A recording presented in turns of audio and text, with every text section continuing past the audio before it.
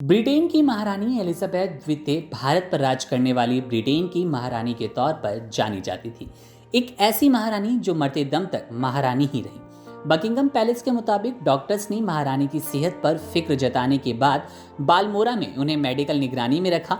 तब तक Prince Charles duchess of Cornwall के साथ बालमोरा पहुंच चुके थे, ड्यूक ऑफ कैम्ब्रिज भी पहुंच चुके थे और आखिरकार शाही परिवार ने महारानी को दुनिया की नज़रों में अलविदा कह दिया।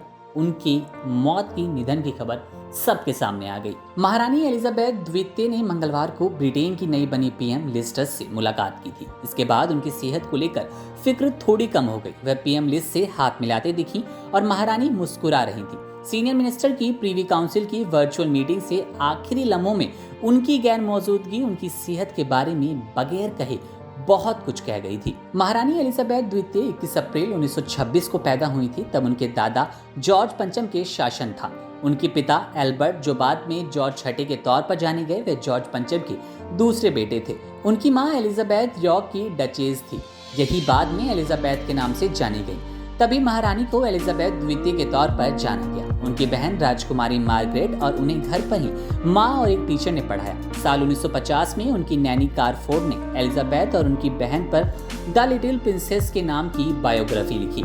इसी में उन्होंने महारानी एलिजाबेथ द्वितीय के बारे में बताया। उन्हें घोड़ों व पालतू कुत्तों से बेहद लगाव रहा। वह बेहद अनुशासन प्रिय होने के साथ ही जिम्मेदार स्वभाव वाली थी। इसी में उनकी बहन, चचेरी बहन मार्गरेट हॉडस ने उन्हें एक चुलबुली छोटी लड़की लेकिन बेहद संवेदनशील व सभ्य बताया है। ब्रिटेन की महारानी एलिजाबेथ द्वितीय और प्रिंस फिलिप यानी कि ड्यूक ऑफ एडिनबरा की शादी 20 नवंबर 1947 में हुई। एलिजाबेथ के पति फिलिप उनके दूर के रिश्तेदार थे। एलिजाबेथ को 13 साल में ही उनसे इश्क हो गया। इस शाही जोड़े की एक झलक के लिए बकिंगम पैलेस के बाहर लोगों का जन सैलाब उमड़ा था। इस शाही जोड़े की शादी के वक्त भारत अपनी आज़ादी का जश्न मनाने की तैयारी में जुटा था।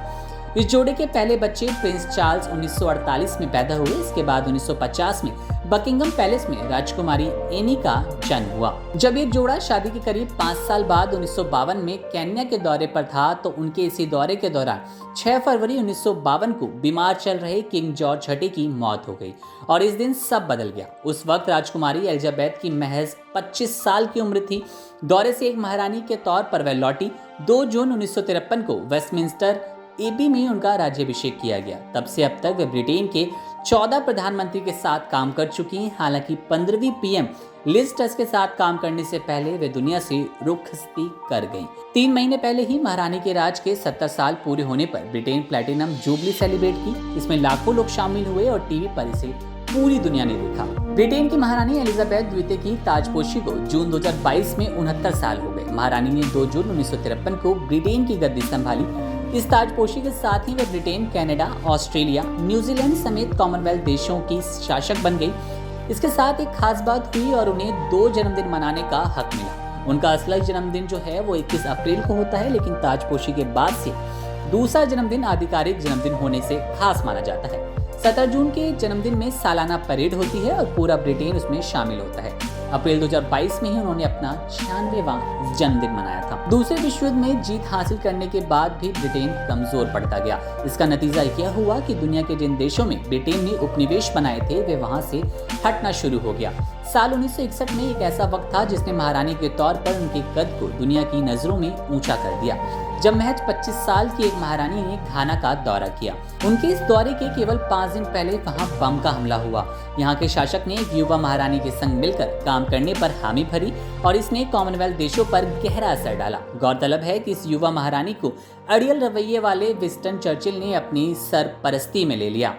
अपने शासनकाल में वे बड़ी बड़ी मुश्किलों से भी नहीं घबराई। पीएम मार्गरेट थैचर भी उनकी कई मामलों में नहीं बनती नजर आई, लेकिन तब भी उन्होंने सत्ता चलाई। जब साल 1966 में South Wales Aberfan coal mine में लैंडस्लाइड हुआ, इसमें 100 से ज्यादा बच्चे मौत के मुंह में समा गए, तब उन्होंने वहां का दौरा टाला, लेकिन उन्हें इसके लिए आलोचनाओं का सामना करना पड़ा। वे इस हादसे के कुछ दिनों बाद वहां पहुंची। बहन राजकुमारी मार्गरेट के तलाकशुदा से शादी करने पर उन्होंने लगभग 1 साल तक इस फैसले को टाल रखा था। शायद ब्रिटेन के शाही परिवार में प्रिंस चार्ल्स और डायना की शादी और फिर डायना की मौत के बाद उन्हें केवल ब्रिटेन में ही नहीं दुनिया की आलोचनाओं को भी सहना पड़ा। डायना की मौत का इल्जाम भी शाही कुनबे पर आया, लेकिन महारानी ने हार न मानते हुए सार्वजनिक तौर पर अपने गम को जाहिर किया और प्रिंस हैरी और उनकी पत्नी मेगन मार्कल ने जब रॉयल ड्यूटी छोड़ने का फैसला किया तो बगैर किसी देरी के महारानी ने उनसे रॉयल ड्यूटी वापस लेने के साथ ही रॉयल हाइनेस जैसे पद भी वापस ले लिए। महारानी एलिजाबेथ द्वितीय और प्रिंस फिलिप की शादी को 73 साल पूरे हुए और इसी के साथ उनके प्रिंस फिलिप उन्हें हमेशा के लिए अलविदा कह गए। 99 साल के प्रिंस फिलिप की 9 अप्रैल 2021 को मौत हो गई। उस दौरान ये शाही जोड़ी कोरोना वायरस लॉकडाउन के दौरान लंदन में विंडसर कैसल रह रहा था।